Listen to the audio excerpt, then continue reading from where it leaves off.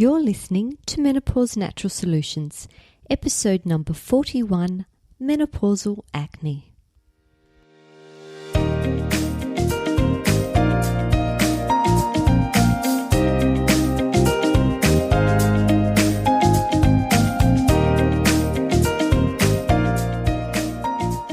Welcome to Menopause Natural Solutions, your podcast for all things perimenopause and menopause related.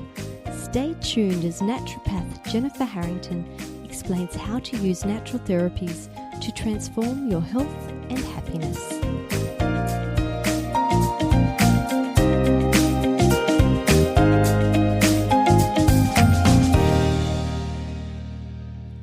Hello ladies and welcome back. I want to thank everyone who's purchased their copy of From Invisible to Invincible, the Natural Menopause Revolution.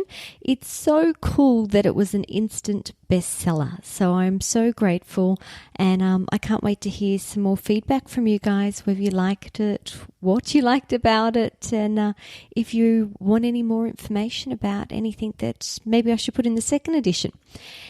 If you live in Sydney, we are having a live book launch next week at the Sydney Mind, Body, Spirit Festival.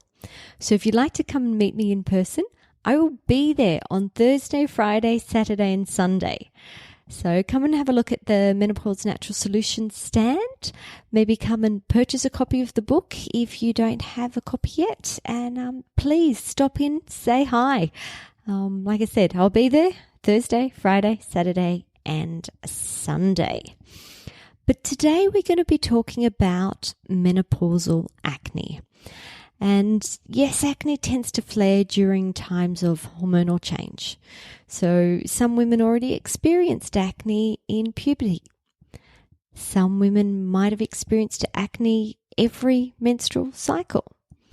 Some women have never experienced it before now. And the skin does change in so many different ways during the menopausal transition. But what research is showing is that menopausal acne, or the incidence of menopausal acne, is on the rise. And it's looking, well, various research says different numbers, but it's between 20 and 40% of women in the transition are struggling here. So I thought that's a lot of you. I'm more than happy to do a bit of research, dig a little bit deeper and find out what's going on. And yes, okay, acne doesn't reduce your quantity of life, but it certainly can reduce your quality of life. And many women withdraw as they're embarrassed by the look of their skin. And for other women, it can actually be uncomfortable. Like cystic growths can be painful. So we certainly want to see what we can do about reducing and removing the acne as quickly as possible. Now, when we're looking at potential underlying causes, it can be hormonal change. It can be thyroid dysfunction, insulin resistance and metabolic syndrome, adrenal dysfunction. It can be genetic. It can be dietary. Now, the dietary links are with sugar and dairy, but I'll go through that in a bit more detail further on. Can be some lifestyle factors. Maybe you're not washing your makeup off every night. That can certainly cause dirty skin and make you more prone to acne. Smoking can increase your chances of acne. Certain UV light exposure, certain medications, but also looking at the skin's microbiome. If there is an imbalance in the good to bad bugs, then that certainly can also not set you up for success. All right, so with hormonal changes during the menopausal transition, your estrogen levels drop rapidly, while your androgens, such as testosterone, decrease gradually, causing a relative testosterone or a relative androgen dominance. But for a small number of women, this is only about 7% of you, there is actually elevated androgen levels.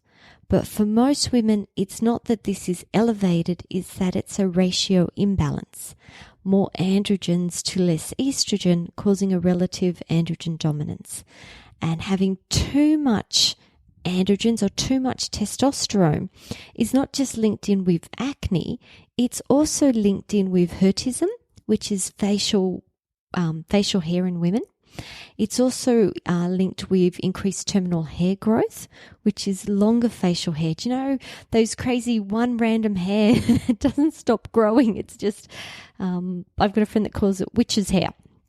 So that's also linked in with testosterone, and excess testosterone or a relative testosterone dominance can also cause alopecia, which is head hair loss. But that is just one of the possible causes. So we've got some other hormonal causes that are linked in with acne, and one is the elevation of luteinizing hormone. As androgen secretion is dependent on LH or luteinizing hormone levels are higher in menopause. Therefore, you are more likely to get androgen secretion and a relative androgen dominance. Another factor is that in menopause, we tend to have lower levels of sex hormone binding globulin, which you might have seen written down as SHBG. And SHBG can actually lower the amount of free androgens or the amount of free testosterone you have in your system. But if we don't have enough of this sex hormone binding globulin, then it tends to elevate the amount of free hormones and free testosterone. Elevated prolactin can also be a trigger for the production of acne in the first place.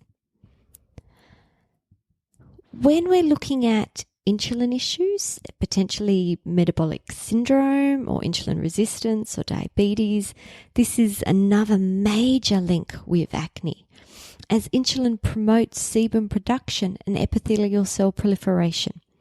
It is also linked with the development of skin tags. So if you're starting to grow some skin tags, you really need to focus on your diet and regulating your insulin levels. So things like intermittent fasting and avoiding all sugars, obviously.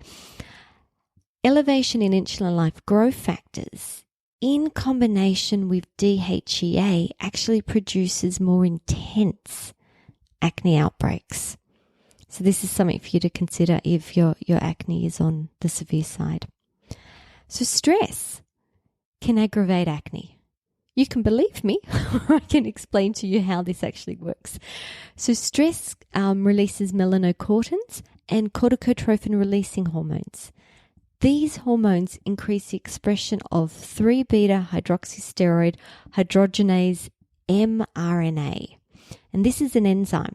This enzyme converts DHEA to testosterone, further promoting a relative testosterone dominance. So, stress. You need to see what you can manage and what you can remove. If you can remove yourself from a stressful situation, that is by far the best option. If you can't, you need to look at your stress management techniques like exercise, like meditation, like massages. But we've covered stress in previous topics, so maybe go back and have a look at some of those.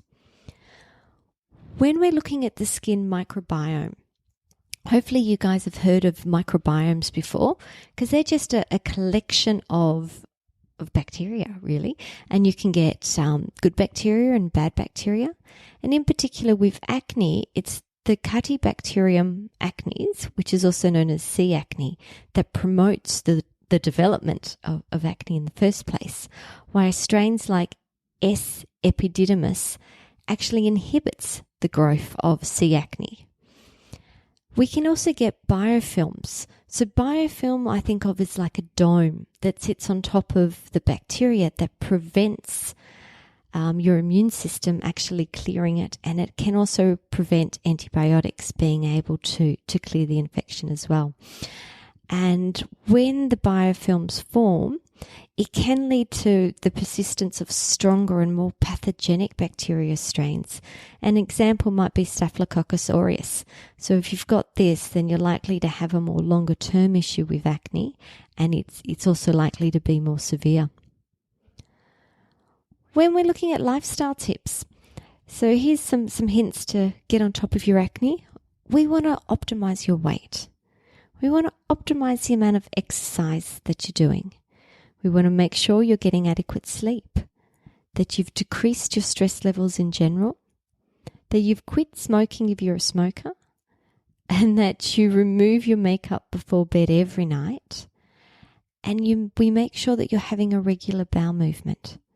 So with constipation increases your overall toxin load of the body. And when we're looking at elimination channels, your bowel being your primary elimination channel, but we also have some secondary elimination channels, and your skin is one of those secondary elimination channels. So if your toxins can't get out through the bowel, they're going to try and come out through the skin. So that can promote any kind of skin issues, but acne is one of them as well. When we're looking at things to avoid, we want to avoid overwashing.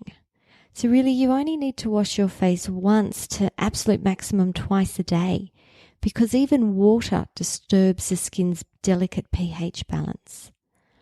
I want you to review all your facial products and to remove any oil-based cosmetics.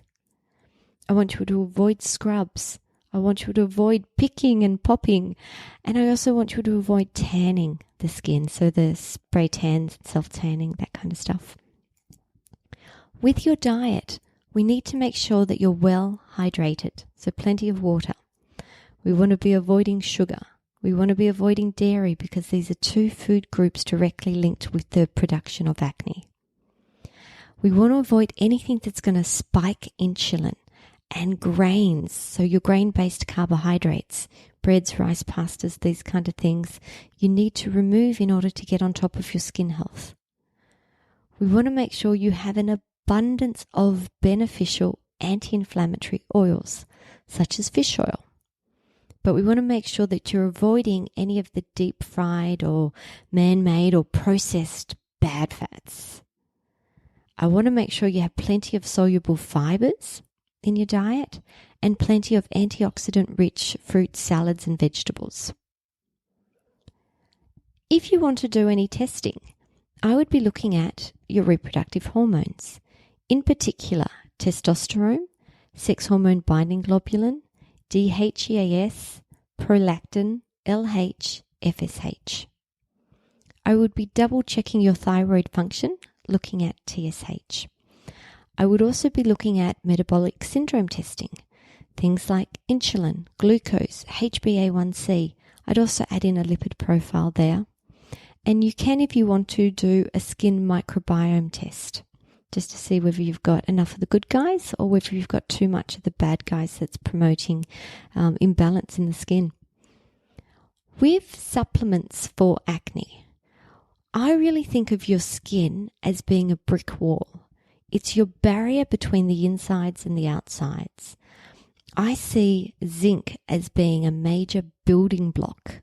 Think of it as your bricks in the wall of your skin. So zinc is really, really important for healthy skin health. I think of fish oil as being the mortar around your bricks that holds your skin together. So my two primary supplements would be zinc and fish oil. After this, I would be looking at other key antioxidants, especially things like vitamin A and vitamin C. I would look at probiotics just to help with that potential imbalance in the skin microbiome, making sure we've got plenty of the good guys. And I have seen research looking at the particular Saccharomyces boulardii strain, which is called SB for short. And there's heaps of herbal medicines you can also consider. If you like going to the day spas and you like getting some cosmetic procedures, you might want to consider a chemical peel or even some laser therapy. With medical treatment, my concern is the side effects. So you can get topical retinoid therapy. It's really not well tolerated and is linked with side effects such as burning and itching and skin peeling and photosensitivity. It may improve your acne, but I don't think it's worth going through that when there's other ways that you can improve your acne. If it's found that you're one of those 7% that do actually have elevated androgens or elevated testosterone, you can use anti-androgen medication. And in the past, they did also used to use a lot of systemic antibiotic therapy, but this is being phased out these days. So hopefully that's a thing of the past. With the show notes, I've added in a link to an article I did. Actually, it wasn't an article. It was an interview I did several years ago with Genetic Skincare. So that is in the show notes if you want to check that out. Frank and myself talking about acne. And I've also linked a pretty good research article. I was so excited to find it because it was only released at the end of last year. So the research article was purely on menopausal acne. And I think it was November in 2019 that it was published in the journal. So it's always nice to see something current. All right, guys, that's it for me this week. I hope none of you out there are suffering too badly with menopausal acne. If you are and you need a hand, please feel free to reach out. I'm here to help. And if you live in Sydney, I really, really hope I get to meet you in person next weekend at the Sydney Mind, Body, Spirit Festival. That's it for me. Have a great week. Bye for now.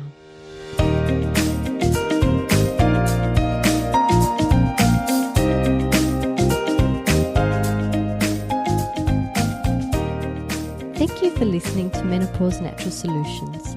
This podcast contains general information about menopause. It is provided as a guide and is not intended to replace medical advice. Opinions of guests are their own, and this podcast does not endorse or accept responsibilities for statements made by guests.